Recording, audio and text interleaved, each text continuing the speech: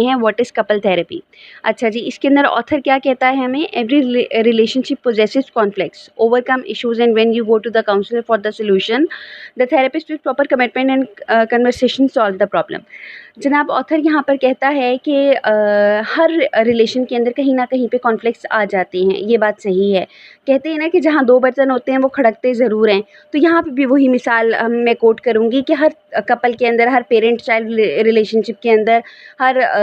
बहन भाई के रिलेशनशिप के अंदर, मियाँ बीवी, गर्लफ्रेंड बॉयफ्रेंड के रिलेशनशिप के अंदर कॉन्फ्लिक्ट्स आते हैं। आप उन इश्यूज़ को ओवरकम करना चाहते हो और आप थेरेपिस्ट के पास जाते हो। अब आप भी बिला वजह के थेरेपिस्ट के पास नहीं चले जाओगे, बल्कि ऐसे थेरेपिस्ट के पास जाओगे जो कमिटमेंट का पक्का है।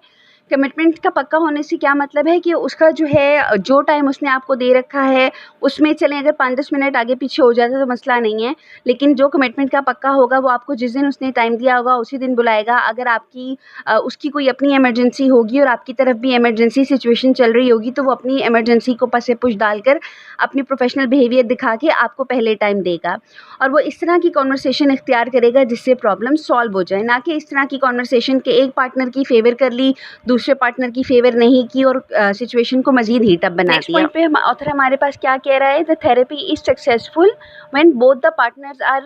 Ready to solve the conflicts. अच्छा जी, यहाँ पे जो है ऑथर कहता है कि therapy successful, specially couple therapy कब सक्सेसफुल होती है, जब दोनों पार्टनर्स जो हैं वो कॉन्फ्लिक्ट को सॉल्व करना चाहें। ये ना हो कि एक जो है वो मशरिक जा रहा हो, दूसरा मगरिब की तरफ जा रहा हो, अपना अपना एजेंडा हो, बस फोर्सफुल आप एक दूसरे पार्टनर को कर रहे हो, फोर्सफुली आप दूसरे पार्टनर को अपने नीचे लगाना चाह रहे हो कि मेरी बातें मान लो, मैं तुम्हारी बातें नहीं मानूंगा, बल्कि ये एक कॉन्ट्रैक्ट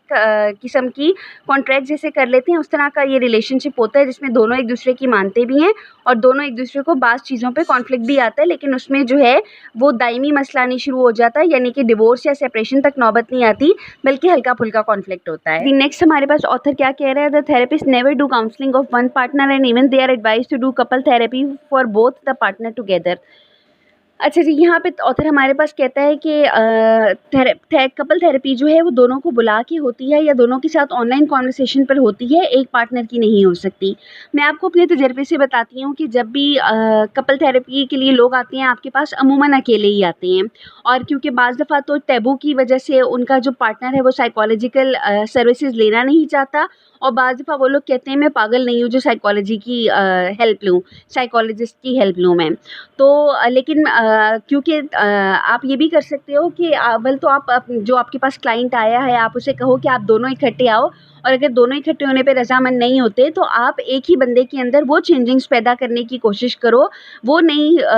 चीज़ें लाने की कोशिश करो जिससे दूसरा पार्टनर जो है उसको कंफर्ट लेवल गेन करे अपना, ठीक है। नेक्स्ट हमारे पास ऑथर क्या कह रहा है, one of the techniques for the couple therapy is this, that individual listen to both and then do counselling individually and in the last 10 to 15 minutes do the counselling together of both partners. यानी मिसाल के तौर पे अगर कुछ किसी ना किसी तरह करके अगर आपके जो पार्टनर्स हैं वो दोनों इकट्ठे आप तक पहुंच गए हैं, तो आपने क्या करना है, शुरू के 10 मिनट एक से सवाल जवाब सिलसिला करना है, बाद के मिडल के 15 मिनट जो हैं वो आपने सवाल जवाब का सिलसिला एक पार्टनर से करना है, और आखिर के जो 10-15 मिनट होंगे वो दोनों को देने हैं, ताकि दोनों का मुद्दा सुन के सोल्यूशन की तरफ जो है वो राहें बनाई जा सके। अच्छा जी, नेक्स्ट हमारे पास क्या कह रहा है, टेक्निक्स ऑफ कपल थेरेपी हमारे पास आ गई हैं। टेक्निक्स ऑफ कपल थेरेपी में हम क्या करते हैं, we conduct our session according to the American Association of marriage and family therapy. भाई हर चीज़ का कोई ना कोई बोर्ड होता है, और ज़्यादातर जो ऑर्गेनाइजेशन है उनके बोर्ड्स जो हैं वो अमेरिका में बैठते हैं। तो हम जब भी कपल थेरेपी कर रहे होते हैं तो हम अमेरिका की association of marriage and family therapy के तहत कर रहे होते हैं। अच्छा, में हमारे पास क्या कहता है author, 98% people come to the therapist for the counselling and couple therapy so that their relationship could grow better and environment also. वो कहते हैं 98% जो आपके पास लोग आते हैं कपल थेरेपी के रिलेटेड, वो क्या करते हैं, वो अपना रिलेशनशिप या तो बेहतर करना चाह रहे होते हैं, अगर बेहतर नहीं है तो उसको बेहतरी की राह पे डालना चाह रहे होते हैं, और अगर बेहतरी की राह पे भी डालना नहीं चाह रहे होते तो एटलीस्ट वो एक उम्मीद देखना चाह रहे होते हैं कि मेरा रिलेशनशिप जो है बेटरली ग्रो कर जाएगा और मेरे इर्द गिर्द का जो माहौल, स्ट्रेसिंग इन्वायरमेंट है, जो खपत वाला इन्वायरमेंट है, वो भी तब्दील हो जाएगा। अच्छा जी, नेक्स्ट है ऑथर कहता है हमारे पास, it shows that not only people with problem of divorce और separation comes for the session, अच्छा जी, ऑथर यहाँ पे कहता है कि अमूमन जब आपके पास कोई भी कपल तशरीफ़ लेकर आता है किसी साइकोलॉजिस्ट के पास, किसी कपल थेरेपिस्ट के पास,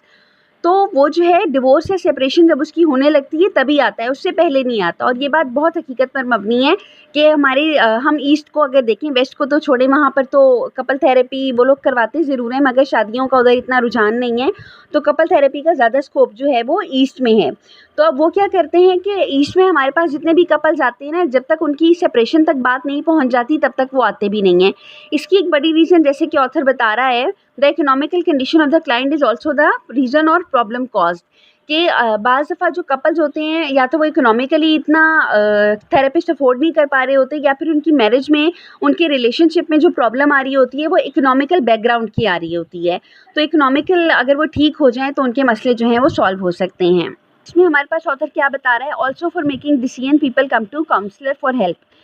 अच्छा जी, वो बता रहा है आगे कि जो है लोग जो हैं अपने डिसीजंस करने के लिए भी जो हैं वो कपल थेरेपिस्ट के पास आते हैं ताकि अपनी मैरिज से रिलेटेड डिसीजंस कर सकें। Thank you ji.